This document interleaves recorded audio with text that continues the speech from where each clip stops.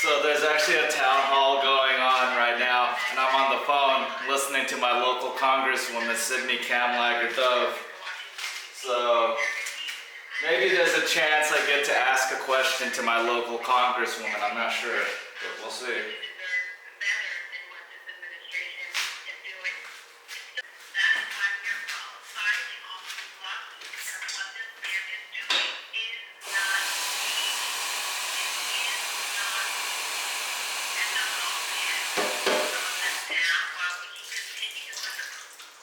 Angry and afraid right now, and you focused a lot on the courts and the rulings that they are making to uphold the rule of law and the Constitution and fight against these illegal seizures. But, you know, what happens when Trump and Musk just start ignoring these orders, ignoring that Congress has the power of the purse? What happens then? Thank you, Elizabeth, for that question. You know, Megan, I'm going to let you. Alright, so I'm listening to my local town hall, but I need to make some seafood soup, so...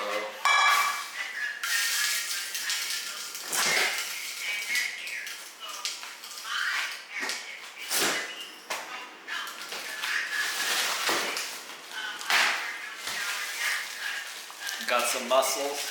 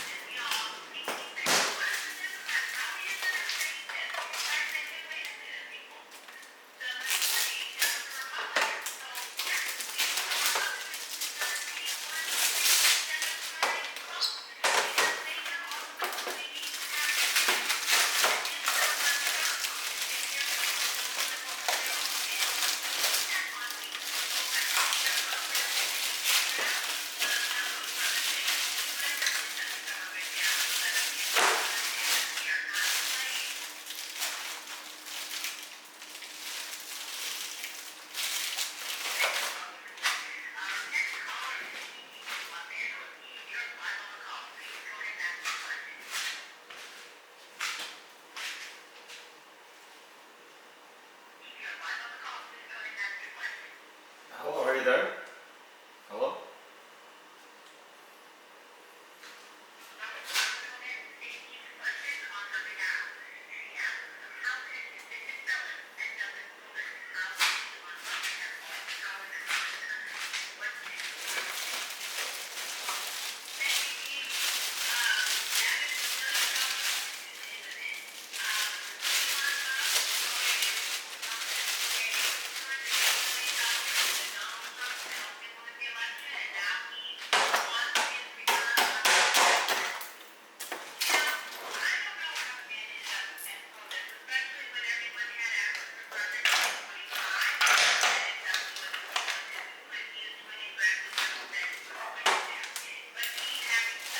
So we got our piece of crab in there, and it's frozen, so it's all like packed all weird and shit, you know, whatever. There we go.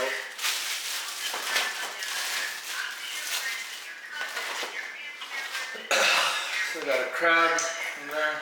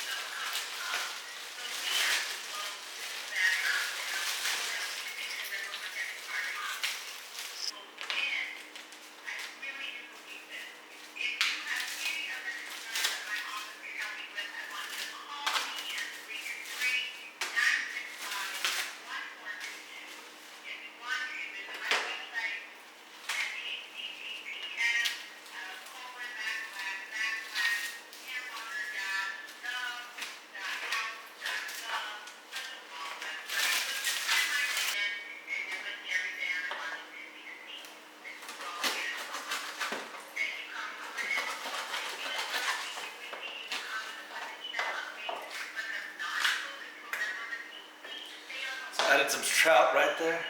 So that was like a virtual town hall or something like that.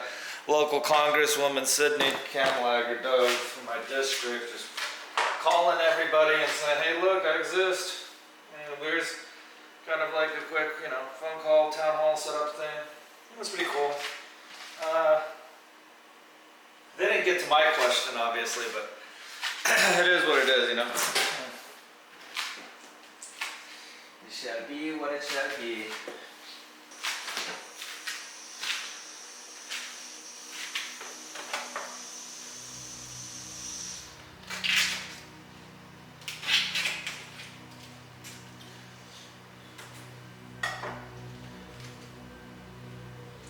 Something about the Asian hot pot just doesn't feel right without tofu, Gotta make sure there's some tofu in this thing.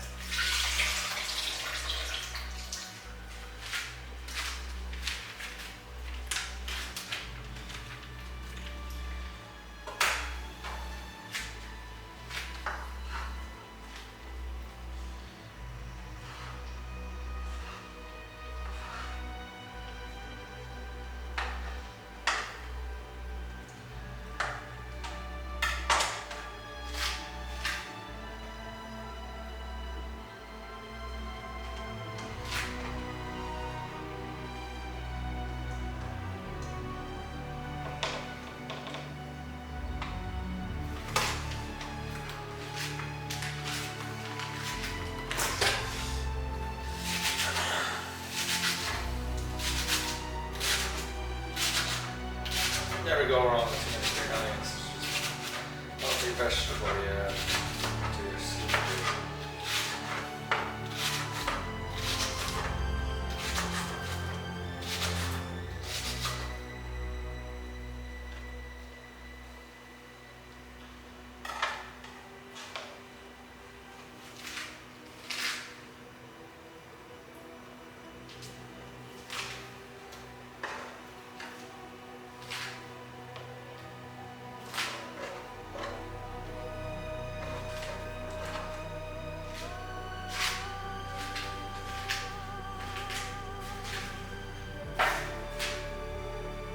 Alright.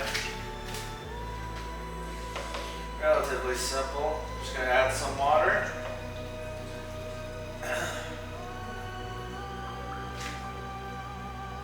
So to make the flavors come together, roasted sesame seed oil, red pepper flakes, Sempio soy sauce, some gochujang, and a little bit of cane sugar. So let me show you how to make a really good jjigae. First, you're gonna need the red pepper flakes. I'm just like good.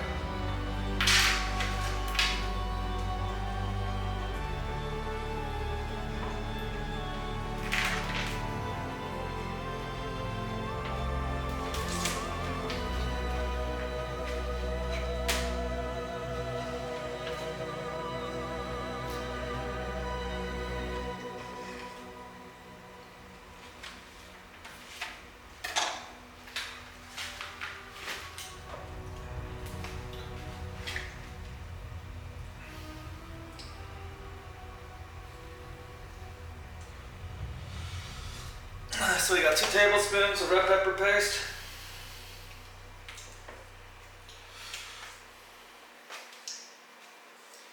Red pepper flakes, about a tablespoon. Tablespoon of soy sauce to add to it. Gotta add some of that saltiness. Sesame seed oil as well, teaspoon. Just some granulated sugar on top. And this is how you make a freaking incredible hot pot. Authentic Korean hot pot. I got crab, I got mussels, I got clam, and I got trout inside of this.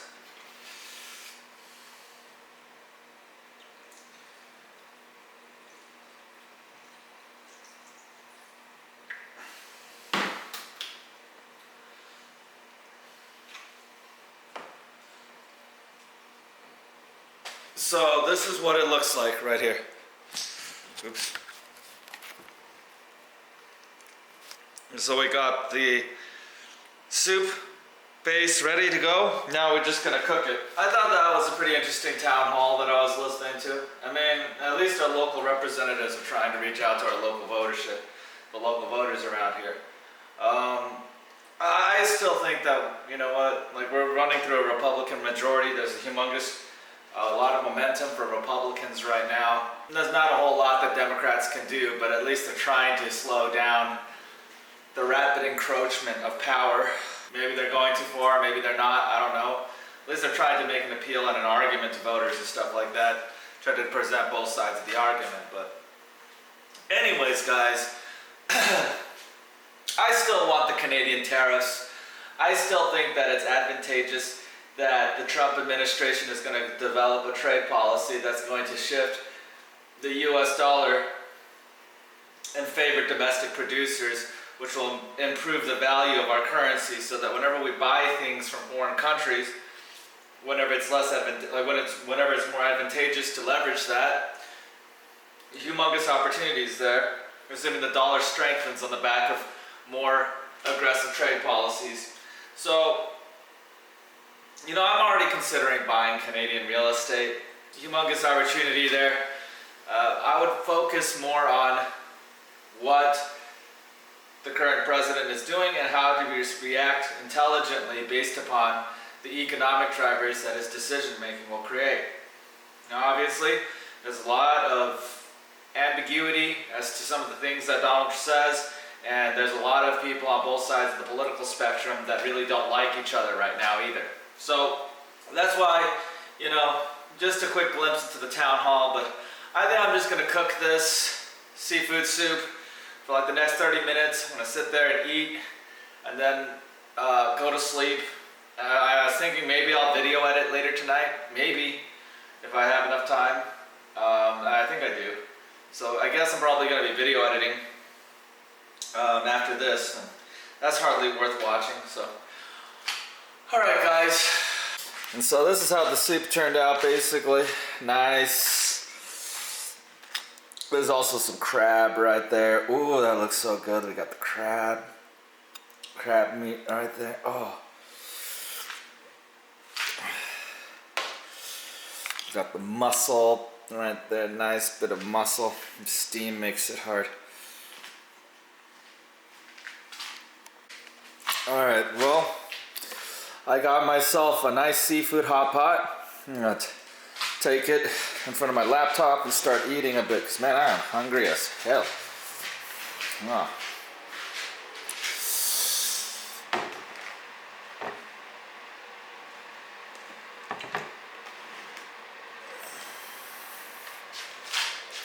So yeah, let's watch the news today, huh? Now this news report kills me right here, guys.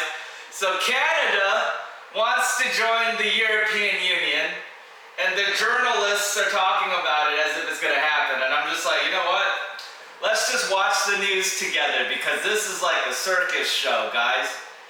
And you know, just yesterday I'm like talking about how I want to buy the Canadian dollar to buy real estate, and now Canada is like, well, we're going to take our Canadian dollar and turn it into a euro.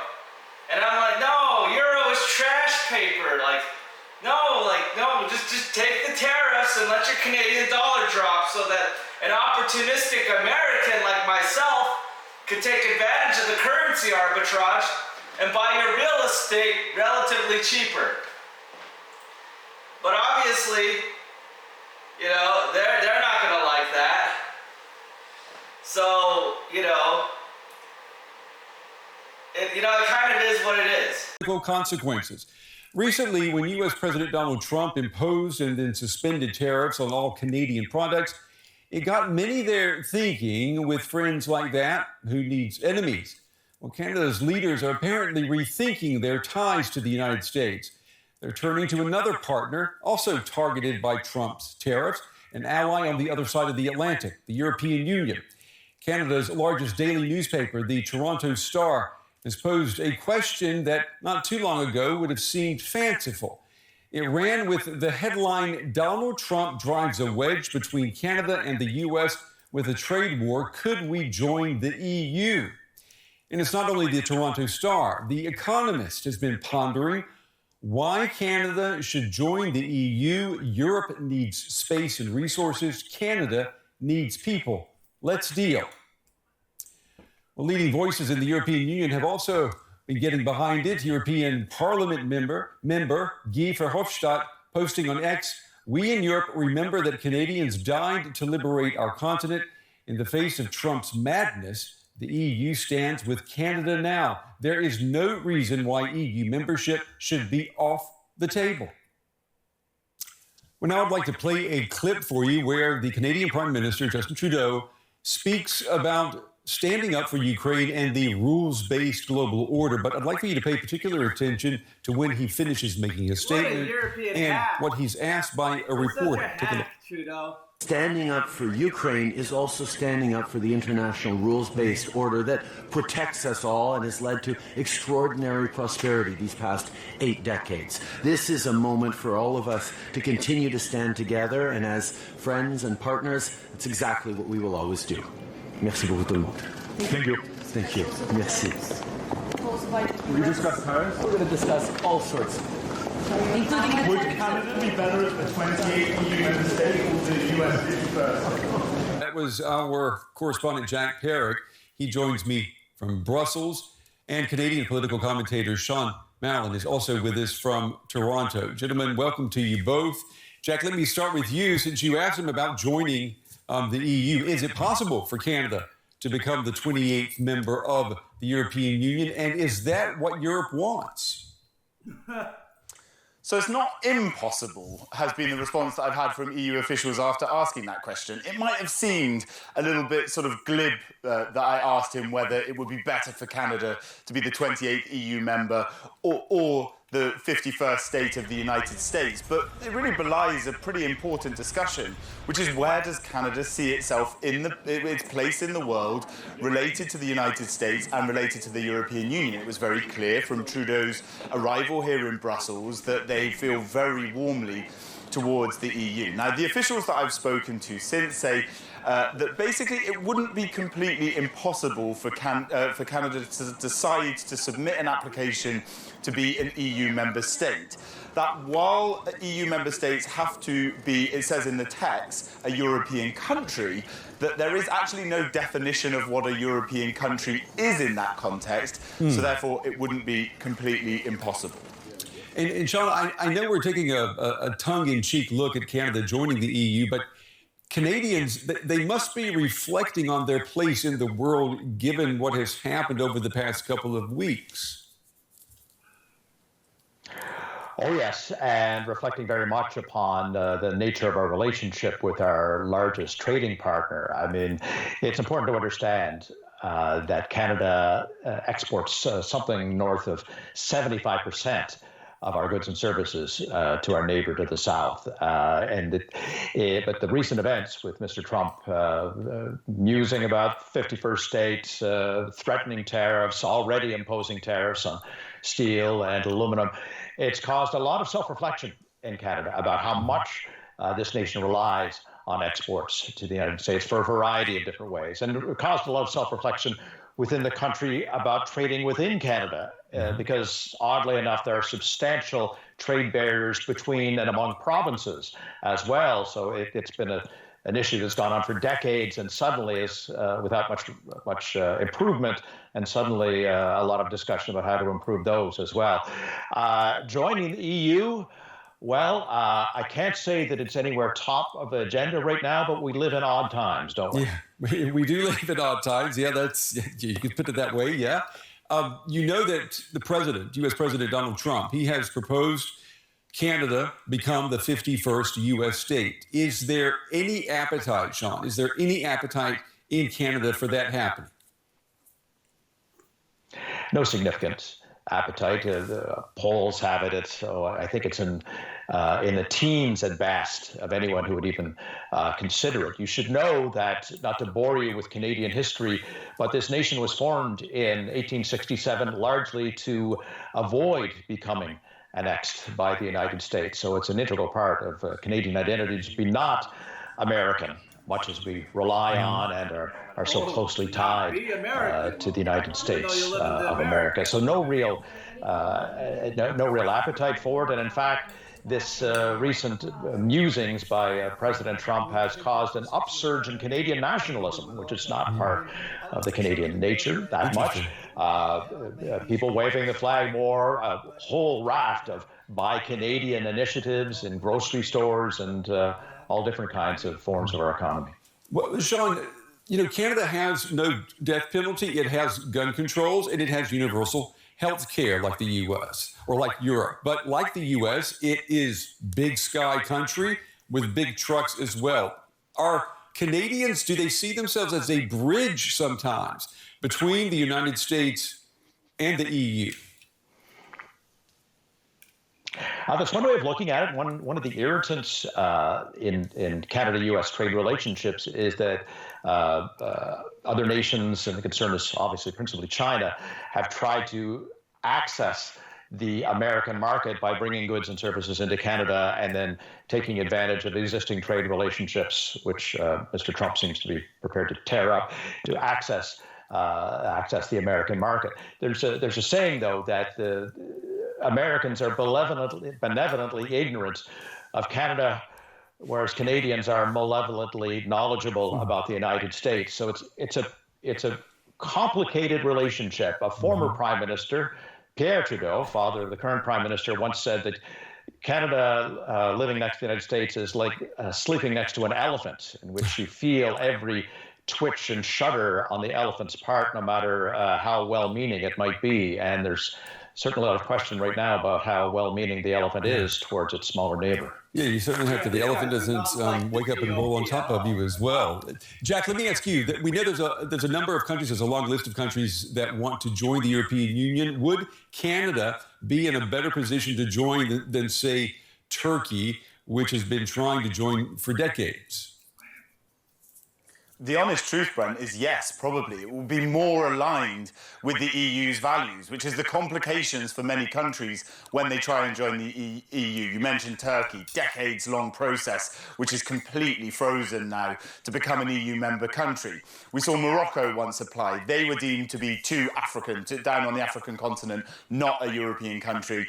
But also the politics are nowhere near aligned to the European Union's. In order to join the European Union, what a country has to do is to apply for a membership status, get candidate status, and then it has to open 35 chapters, they're called. Things like, is your justice system in line with the EU's justice system?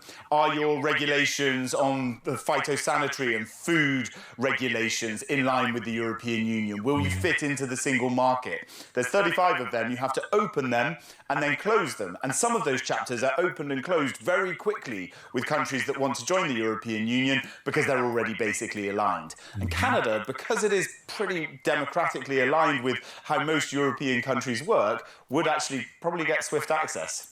Well, practically speaking, though, in the here and now, how could Canada have closer ties with the EU without becoming a full-fledged EU member? Nope. Yeah, there's an EU-Canada free trade deal known as CETA, which has already removed like 98% odd of the tariffs that between trade. So trade is relatively free and open between the European Union and Canada already. The political alignment and basically free movement of people so that people could move and live and work on either side, visa-free, that would be something that could be closer aligned, that would come with EU membership if that were to ever happen. And also goods and services could be quicker. But at the moment, the trade between Canada and the European Union is considered relatively good. It's in a good place. Both sides are relatively happy. And Sean, let me bring you back to the U.S. president reportedly is very serious about Canada becoming the 51st U.S. state. With that in mind, how does the Canadian government plan to proceed with its relations with the United States? Brent, because Mr. Trudeau is a lame duck prime minister. He's announced his resignation to take effect as soon as his Liberal Party picks a successor, which is March the 9th, and that's likely to be followed very quickly by a general election in which the opposition Conservative Party is heavily favored at this moment. So it's a very unsettled situation. It's hard to predict where Canada is going to land on this. So generally speaking, it's on an issue-by-issue basis in dealing with Mr. Trump right now. And as you know, the world can change in a moment depending on what he's posting on social media or what he's asked in a press availability. So it's hard to get a good sense of where Canada-U.S. relations are going in the longer term with Mr. Trump, partly because of the unpredictability of our political situation and the inherent unpredictability of Donald Trump. And Sean, the clock, it is ticking on this deadline for these across-the-board tariffs, 25% tariff on Canadian goods. Will Ottawa and Washington come to an agreement to avert that?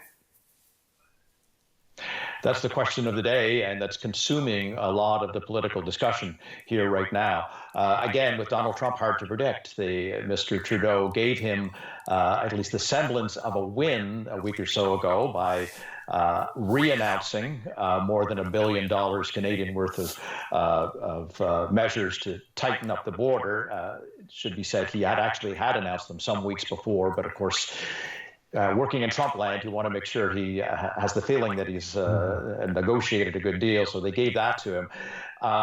Mr. Trump then moved on again to turning Gaza into the Riviera and now into the aluminum and steel tariffs he's announced this week. So it's utterly changeable. The threats of retaliatory tariffs are still there. Yeah. And they were substantial and targeted at supposedly Republican areas of the United States, like Kentucky bourbon or Florida orange juice, to try to influence Trump by local Republicans. Not much sign of any of that happening yet, but so that's a long way of saying who knows, but there's still very much the threat of a trade war. And let me ask you both before we wrap up here, and I'm going to start with you, Jack. Will Canada apply to join the European Union sooner rather than later? No, but the fact that we're talking about this and the Trump White House means that we will, I think, see much closer Canada-EU alignment. Okay, and Sean, you get the last word. Are you betting on a European future? No, it'd be nice to have an EU passport, I have to say. But no, unlikely. Certainly, Canada's pushing hard to expand its trading partners, EU principally among them as well. And yeah, it was noted today in the meeting among Mr. Trudeau and the European leaders that since CETA was signed in 2017, trade has increased by more than 60%. Now it's still a distant fraction of American trade. And still, France and Belgium have not fully ratified the deal, various agricultural issues. But certainly more trades. EU membership, well, let's just see. Yeah, let's just see. We'll see if there's more business south of the border or across the Atlantic. Gentlemen, Jack Perrick, my colleague in Brussels, and Canadian political commentator Sean Maryland, to both of you gentlemen, we appreciate your time. Thank you. I think Trump is going to pass the tariffs. I also think that the tariffs are necessary because it will protect our domestic producers from foreign competition so that more of our domestic producers have a better shot at selling locally for their manufactured products. I also believe that you can play this two ways. If you're Canadian and you think the Canadian dollar is going to devalue even further because of the tariffs, then obviously you would do the Canadian carry trade. Now, very simply, the Canadian trade works like this. If you're Canadian, your best bet is to borrow money in Canadian dollar terms, convert those Canadian dollars into the US dollar, and buy US investments that will continue to yield like 10%. Now, the Canadian dollar also depreciates. That means that all your U.S. investments go up in value by both the difference in the dollar appreciating and also the dollar generating returns in US terms, on US assets. Big tech companies will keep going up in value. The oil monopolies of the US will do just fine, or the oil conglomerates. The reality is that if you're a Canadian investor right now, you have options to make money. It's just like Mrs. Watanabe back in Japan, that rather than fighting against a government that's trying really hard to protect its trade interest, it seems like there's a humongous opportunity forming. And it's forming on both sides of the issue. From a US standpoint, so as long as this trade war continues, the US dollar will appreciate against the Canadian dollar. So as long as that continues, that further gives the US investor an arbitrage opportunity to buy local real estate, where real estate markets are segmented and different. So if you can just leverage currency, and your currency buys twice as much, or 3 times as much potentially, in Canada, like in my example, you know, I can't buy the same type of properties in Canada that the pricing of the Canadian real estate market is so attractive on a currency adjusted basis, and it can get even more attractive. So if you're a US based person, you know, and I see a lot of YouTube influencers, and they buy these, you know, really cute and adorable looking cabins out in the Canadian woods, and they try to make this adventure arc about how they built something, which is cool.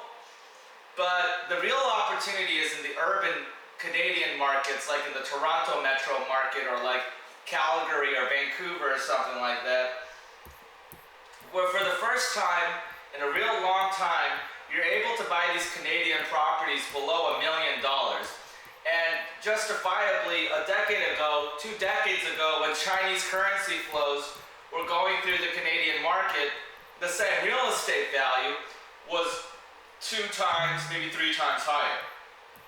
So the reality is that if you're a long-term investor in real estate and the price of the real estate dropped just because of the currency impact from the dollar strengthening against the Canadian dollar, the real opportunity on the US side, I think, is intangible assets, like real estate purchases that you can make while leveraging the temporary impact of a tariff that will arbitrarily favor the US dollar carry trade. So there's 2 sides to this. If you're Canadian, you gotta capitalize. You're probably gonna have to trade like Mrs. Watanabe back in Japan, where the Japanese carry trade really took off. The Japanese yen continued to devalue against the US dollar, and so a lot of Japanese investors would simply convert the Japanese yen into the US dollar, and then they would de-dollarize their yen returns into dollar terms, and then they would convert back into the yen conveniently whenever the yen devalued and the US assets started trading at a much higher value. The Canadian investor gets the same opportunity here. So it's simply just a case of whether or not you want to fight against what's happening, or if you're willing to accept the reality of what's happening and you position yourself to take advantage of what's about to happen. More often than not, though, a lot of people are naive. They think that the US is going to change its policy just because of like some discrepancy in GDP figures, where our industrial base has been in significant secular decline. The Rust Belt lost so many freaking jobs that it would be very, very difficult, given the way that the Trump administration had campaigned, to turn its back on the manufacturers and the various manufacturing jobs. So the reality is that U.S. manufacturing has to be adjusted so that it can be more globally competitive and locally competitive, even if it means leveraging tariffs. The loss of manufacturing jobs, the loss of manufacturing, and the loss of manufacturing share on a global percentage basis has made the United States very uncompetitive in an area where supply chain independence and supply chains are fragmented, but in the case of the United States, it wants to increase its actual finished product output. So for that to happen, putting on tariffs is inevitable. It's inevitable that this was going to happen because the United States wants to protect its domestic manufacturing industry. And the United States is also trying to fight against illegal dumping, where Chinese companies are illegally dumping and just finding obscure ways to get around the tariffs. So, because of that, there's very little that the Canadian people can really do. There's very little that your Prime Minister, Justin Trudeau, can actually do in the face of a growing sentiment amongst nationalists and really frustrated Rust Belt voters, like the Ohio Valley, Detroit, Michigan, Chicago. That area of the United States is kind of dilapidated due to a loss of manufacturing jobs.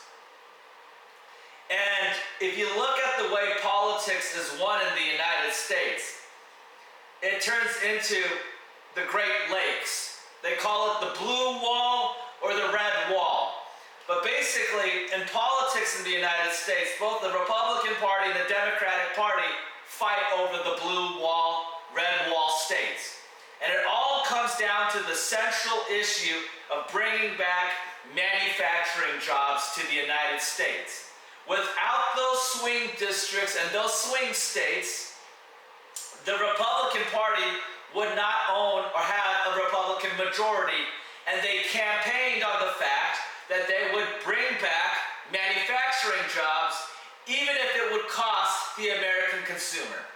Even if it's going to cost the American consumer higher prices, they still want to support our local manufacturing businesses. And there's nothing the Canadian government is going to do to fight against the impulses and the political technicalities of winning over the blue wall states. And the Republicans won them because they campaigned on the fact that they would leverage trade protectionist policies. And it's another reason why the Canadians and the various countries that have traded with us are fighting, is because they know that this is going to trigger the dollar to go up in value.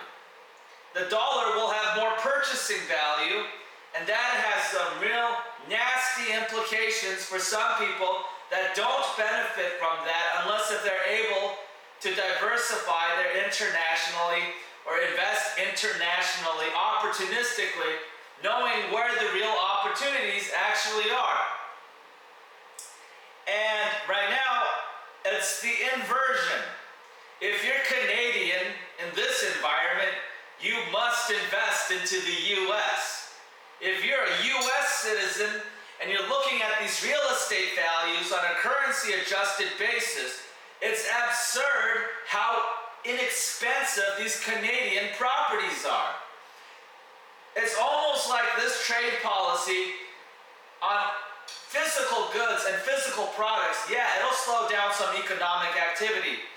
But what's going to surprise both the Canadian government and the US government is the amount of investment flows, the amount of investor appetite, and the amount of money that will flow into both economies on the opposite basis.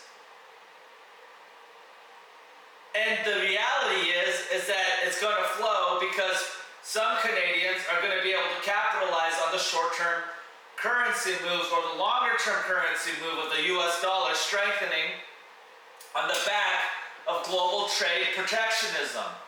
Now, on the opposite side of the spectrum, a Canadian dollar devaluing is not necessarily a bad thing for Canadians if they can turn around and convert the Canadian dollar and leverage a foreign currency that's appreciating against it directly. That's why I say the Canadian carry trade could take off. If I were to trade the Canadian currency and leverage the Canadian currency and its lending system to buy US assets, I would be even richer today than a lot of other people. But I just realized that now is is an opportunity where we have an actual catalyst, like we have an actual bullish trigger that's going to cause the value of the Canadian dollar to drop even more aggressively on the assumption that the Trump administration does in fact implement the tariffs in order to protect domestic industries and to generate more demand even at higher price points for our domestic producers. This is an inevitability. Like this is inevitable. Like the Republicans didn't win the blue states on any other basis than them figuring out a way to communicate a message of getting back those manufacturing jobs. And now that we're in this position, people are in complete disbelief that the Republican Party is fully aligned with their campaign messaging, that they will do whatever it takes, even if it means regressive trade policies, in order to protect manufacturing jobs. And then to stimulate more manufacturing jobs, it's likely that the Republican Party is going to invest and subsidize and provide funding if in the event the tariffs backfire. They're still going to keep backstopping the domestic manufacturing industry with more bailouts, just like the automobile industry got a bailout. So even if the tariffs don't work and the manufacturers collapse, they're still going to get bailed out by the U.S. government. But if in the event the tariffs do actually work, the U.S. manufacturing industry starts to recover along with its manufacturing jobs. And that's precisely why I don't think Canadians are in any position to fight against the reality of tomorrow. Not to mention Canada has like a population of about 30 million, 40 million people. It's almost equivalent to the population of California.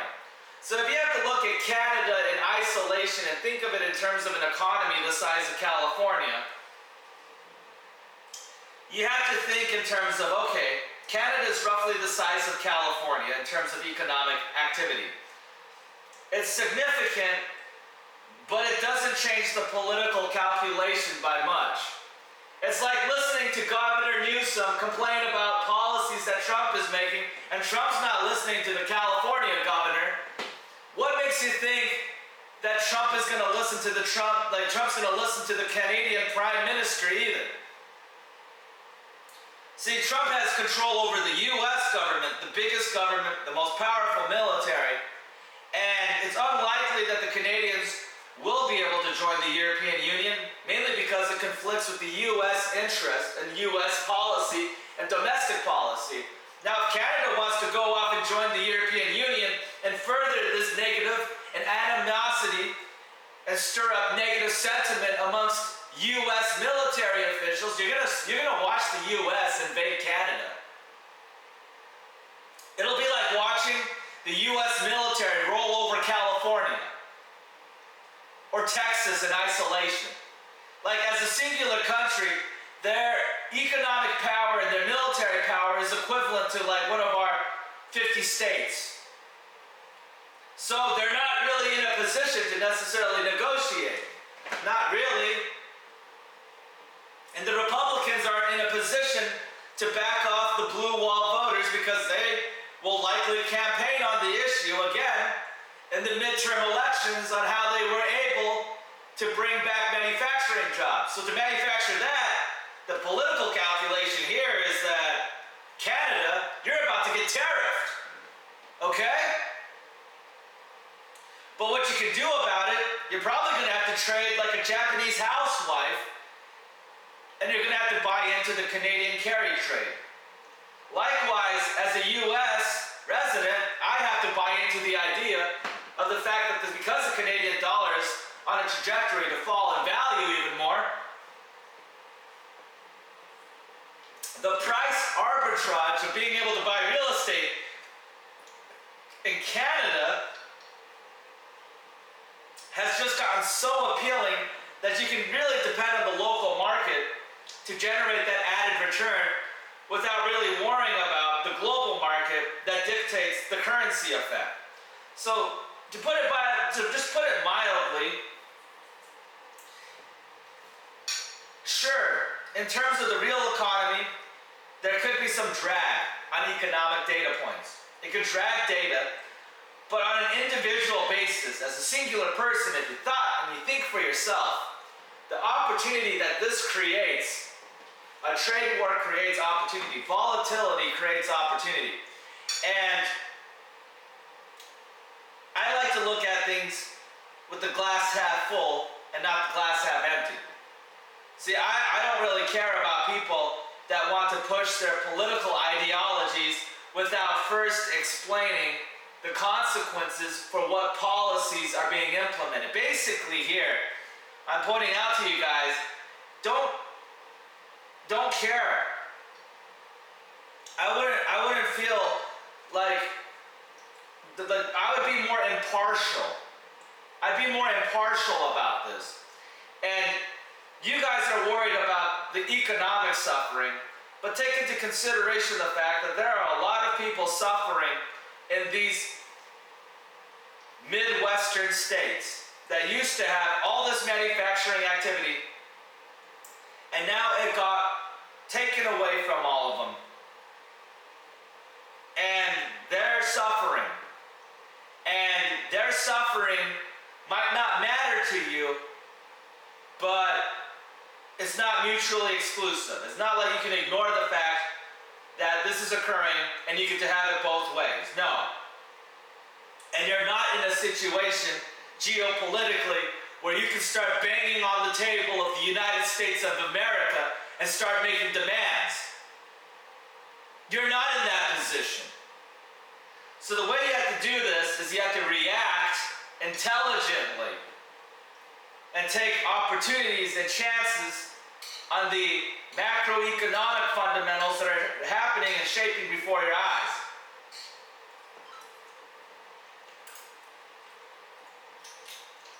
So anyways, that's just my 2 cents. I don't think Canada's going to join the European Union. I think that's just like a cool propaganda piece to make people, you know, clickbait, just kind of clickbait.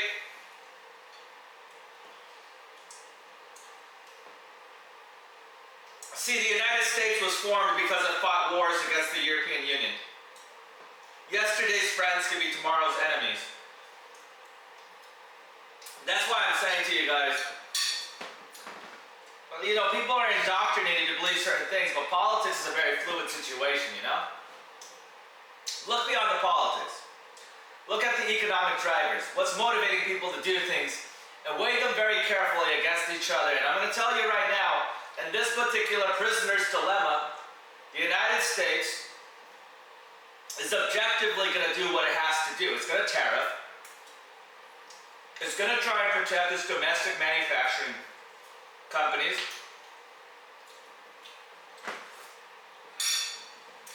And it's because of politics. And a very clear political reason. I think I've entertained you guys quite a bit, haven't I? Maybe. Maybe not. Maybe I'm just too boring for you all or something. But look at the glass half full. Because you can't change the world, but you can be a very good reaction. And if you're responsive to information in a way that allows you to be opportunistic, you can be capitalistic, you can think for yourself, take chances, make money, take down names, and go out there and kick ass, guys. I don't think this is a situation where it benefits either side to cause hostilities or anything like that. You know, you can pound your chest all you want, but if you guys go too far, you could end up in a war with the United States of America. In a matter of a decade or two, you guys could end up in a war, and you're going to lose it all. Your flag, your national identity, everything. I wouldn't feed the hostilities against the United States unless you really want to go into a period of prolonged war. And the United States loves going to war over stupid issues, petty issues, anything.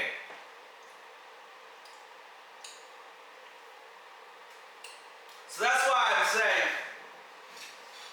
it's okay to stir the pot sometimes, but it's not always a good idea to kick the pot over completely. It's likely that the United States and the Canadian government are going to pursue trade policy that favors both their interest, both sides. And it's going to have a neutral impact, but it's going to create investor opportunities in the middle of chaos and volatility. And if you're an investor, you're a trader, you want to make money really quickly, one of the biggest, most important variables is volatility.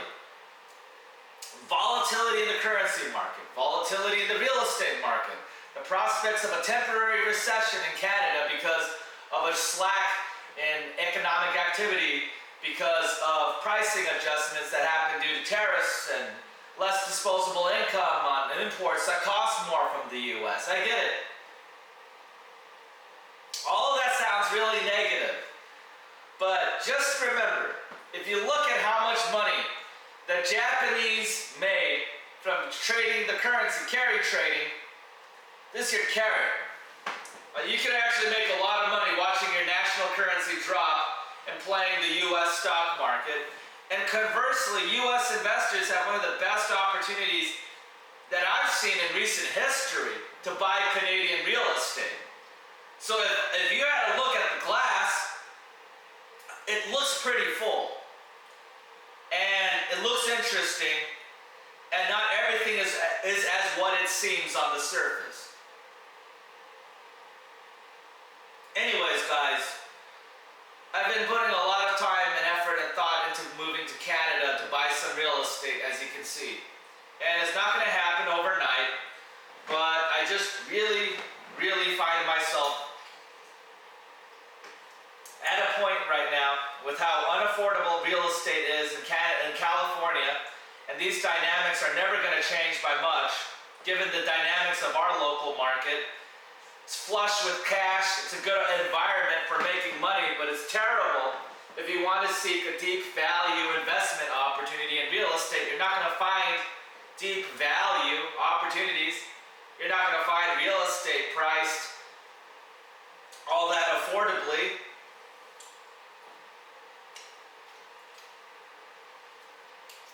So chances are,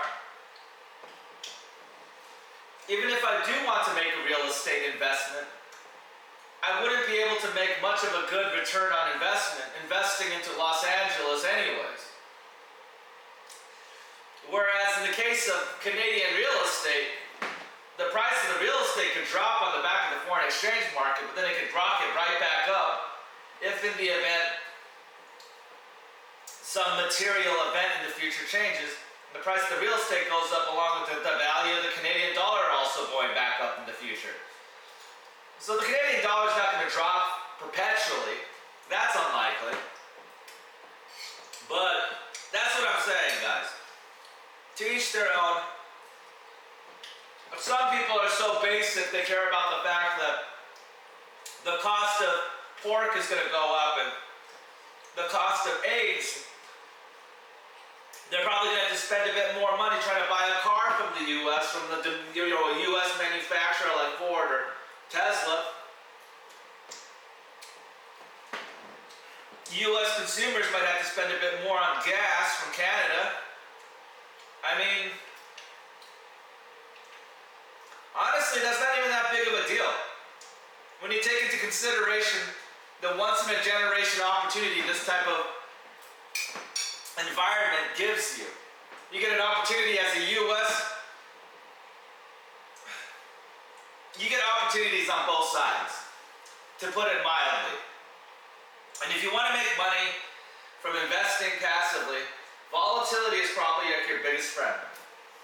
But if you can understand why the volatility is happening and you can position yourself ahead of that volatility, you make a lot of money. Lock in a lot of gains. I just don't care about people that want you to think like a sheep. Be a sheep. Don't think for yourself. Me. Listen to what I have to say. I have all this information that I just regurgitated. Blah, blah, blah, blah, blah. To hell with those people. They're not making personal financial decisions based on the information they're getting.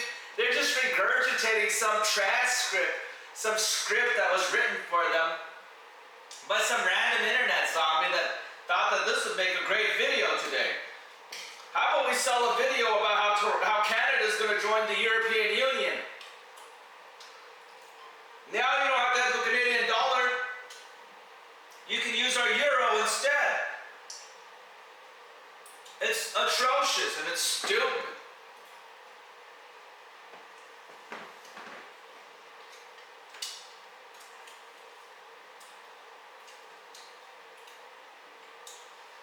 If you're Canadian, I would study the Japanese carry trade really closely. I would start to get really familiar with the Japanese carry trade, and then I would proceed to implement that strategy in order to make a lot of money at the expense of a lot of ignorance. Don't be ignorant. Don't be naive. Think for yourself and think from the perspective of, well, what's the opportunity? And with that, guys, I think that's it for today's episode. Be sure to click the link up here in the top left and to watch my prior vlog. That one's a lot shorter. But, and this soup tastes really good, by the way. Eating these crabs and everything.